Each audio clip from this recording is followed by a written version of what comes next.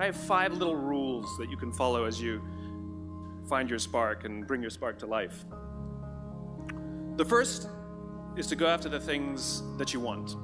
The rule is you can go after whatever you want. You just cannot deny anyone else to go after whatever they want. So the point is you don't have to wait in line. You don't have to do it the way everybody else has done it. You can do it your way. You can break the rules. You just can't get in the way of somebody else getting what they want. That's rule number 1. Rule number 2. I like this one. In the 18th century, there was something that spread across Europe and eventually made its way to America called puerperal fever, also known as the Black Death of childbed. Basically what was happening is women were giving birth and they would die within 48 hours after giving birth. This Black Death of childbirth was the ravage of Europe, and it got worse and worse and worse over the course of over a century.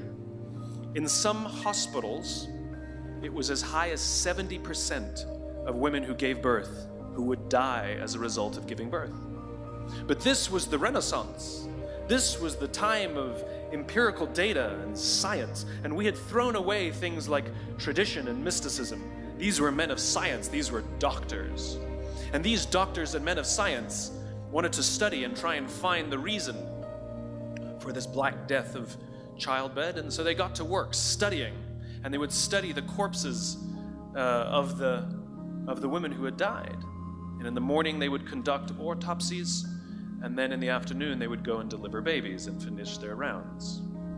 And it wasn't until somewhere in the mid-1800s that Dr. Oliver Wendell Holmes, father of Supreme Court Justice Oliver Wendell Holmes, realized that all of these doctors who were conducting autopsies in the morning weren't washing their hands before they delivered babies in the afternoon. And he pointed it out and said, "Guys, you're the problem." And they ignored him and called him crazy for 30 years. Until finally somebody realized that if they simply washed their hands, it would go away. And that's exactly what happened. When they started sterilizing their instruments and washing their hands, the Black Death of childbed disappeared. My point is, the lesson here is, sometimes you're the problem. We've seen this happen all too recently with our new men of science and empirical studiers, and these men of finance who are smarter than the rest of us until the thing collapsed.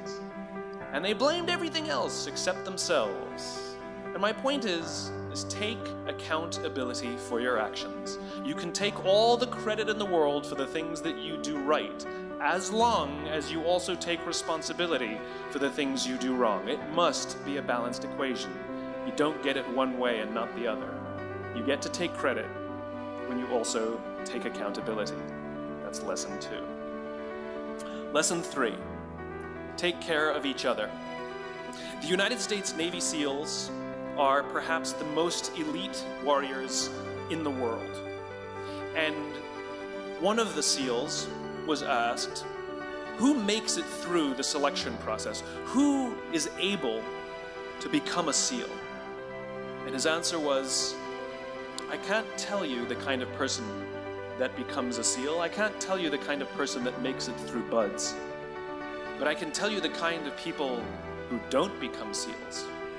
He says the guys that show up with huge, bulging muscles covered in tattoos who want to prove to the world how tough they are, none of them make it through. He said the preening leaders who like to delegate all their responsibility and never do anything themselves, none of them make it through.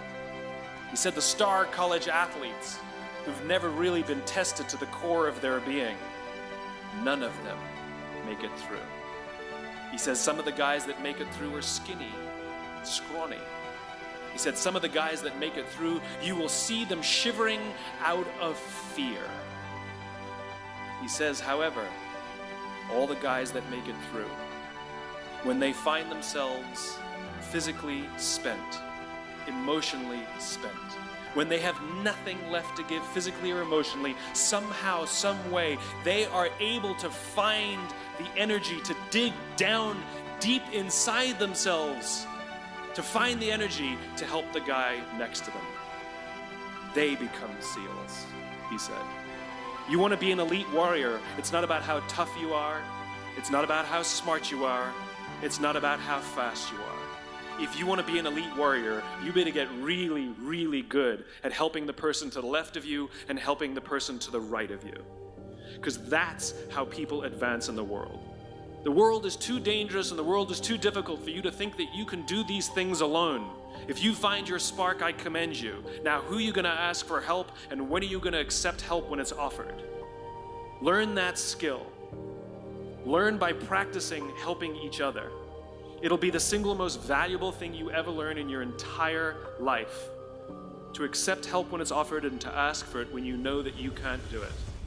The amazing thing is, when you learn to ask for help, you'll discover that there are people all around you who've always wanted to help you. They just didn't think you needed it because you kept pretending that you had everything under control. And the minute you say, I don't know what I'm doing, I'm stuck, I'm scared, I don't think I can do this, you will find that lots of people who love you will rush in and take care of you. But that'll only happen if you learn to take care of them first. Lesson 4. Nelson Mandela is a particularly special case study in the leadership world because he is universally regarded as a great leader. You can take other personalities, and depending on the nation you go to, we have different opinions about other personalities. But Nelson Mandela, across the world, is universally regarded as a great leader. He was actually the son of a tribal chief. And he was asked one day, how did you learn to be a great leader? And he responded that he would go with his father to tribal meetings. And he remembers two things when his father would meet with other elders. One, they would always sit in a circle. And two, his father was always the last to speak. You will be told your whole life that you need to learn to listen. I would say that you need to learn to be the last to speak. I see it in boardrooms every day of the week. Even people who consider themselves good leaders, who may actually be decent leaders, will walk into a room and say, here's the problem, here's what I think, but I'm interested in your opinion, let's go around the room. It's too late. The skill to hold your opinions to yourself until everyone has spoken does two things. One, it gives everybody else the feeling that they have been heard. It gives everyone else the ability to feel that they have contributed. And two, you get the benefit of hearing what everybody else has to think before you render your opinion. The skill is really to keep your opinions to yourself. If you agree with somebody, don't nod yes. If you disagree with somebody, don't nod no. Simply sit there, take it all in, and the only thing you're allowed to do is ask questions so that you can understand what they mean and why they have the opinion that they have. You must understand from where they are speaking, why they have the opinion they have, not just what they are saying. And at the end, you will get your turn. It sounds easy, it's not.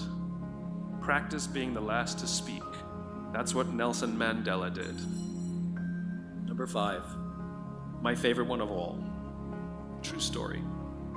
There was a former Undersecretary of Defense who was invited to give a speech at a large conference, about 1,000 people. And he was standing on the stage with his cup of coffee in a styrofoam cup, giving his prepared remarks with his PowerPoint behind him. And he took a sip of his coffee and he smiled and he looked down at the coffee. And then he went off script. And he said, you know, last year I spoke at this exact same conference. Last year I was still the Undersecretary. And when I spoke here last year, they flew me here business class. And when I arrived at the airport, there was somebody waiting for me to take me to my hotel. And they took me to my hotel and they had already checked me in and they just took me up to my room. And the next morning I came downstairs and there was someone waiting in the lobby to greet me, and they drove me to this here same venue.